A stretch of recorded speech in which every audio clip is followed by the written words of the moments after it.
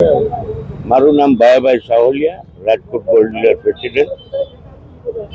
આજના દિવસે અમે સોની બજારમાં બંધ રાખી અને રામધૂન બોલાવી છે, અને ખાસ એ માટે કે સોની એકતા બતાવવા માટે અમારી નવયુવાન જે પોતાના ઘરનો આધાર સ્તંભ હતો, નાની એવી બાબતમાં એને છુરીના ઘા મારી અને ખૂન કરી નાખવામાં આવ્યું.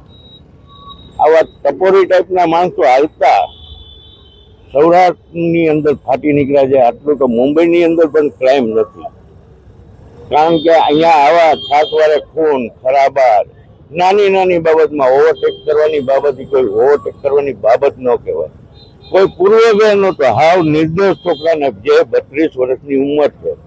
હવે આજે એના ઘરના બૈરા છોકરા એનો આધાર સ્તંભ હતો. આજે એની રોજી રોટીનું શું? ગવર્મેન્ટની આની કઈ ગુંડાગર્દીને દબાવવાની ફરજ બને છે કે નહીં? હાવ નિષ્ક્રિય થઈ અને હું તમને કહું બેફામ, હું તમને કહું કે આવા તત્વો ફરે છે. રોડ ઉપર દારૂ પીતા હોય, હોટલોમાં દારૂ પીતા હોય. ગુજરાત સરકારની અંદર એવું લાગે છે કે આની ઉપર કોઈ ધ્યાન દેવામાં જ નથી આવતું. આજે વેપારીના છોકરાઓને ખૂન કરી નાખવું એટલે એક રમત વાત થઈ ગઈ. શું કામ ભાઈ? અમે સુવારી કોમજી, અમે વેપારીજી, એટલે અમને મારી નાખવાના? બીજા વિવિધ સંગઠનો પોતાના મોરચા લઈને જાય, ખાલી માર્યા હોય તોય. આજે હું તમને એમ કહું કે મારી, ખૂન કરી, છરી મારી, પાઇપો મારી અને પોતાના ઓલા ત્રાસવાદી જઈને કેમ વિડીયો મૂકતા હોય એની બહાદુરીના વિડીયો મૂકવા માંડ્યા છે. હવે તો આ ગુજરાતની અંદર આ બહુ વધી ગયું છે, અને એમાં ખાસ કરીને રાજકોટની અંદર જ્યારે અમુક નેતાઓ એમ કહે કે રાજકોટ, મોરબી અને જામનગર મિની જાપાન સાથે, આમાં એવું લાગતું નથી, કારણ કે બધા ભાગવા માંડ્યા છે.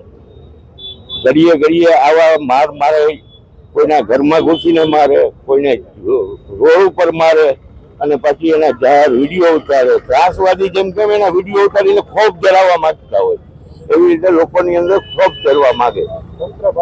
અને તંત્ર આગળ અમે એક જ માગી છીએ, આને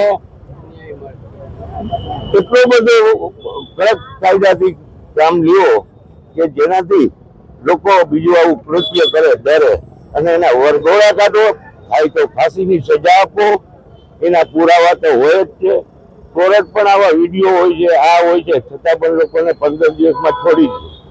તો આ શું માંડ્યું છે? કંઈક તો કાયદાનું ભાન તો કરાવો લોકોને.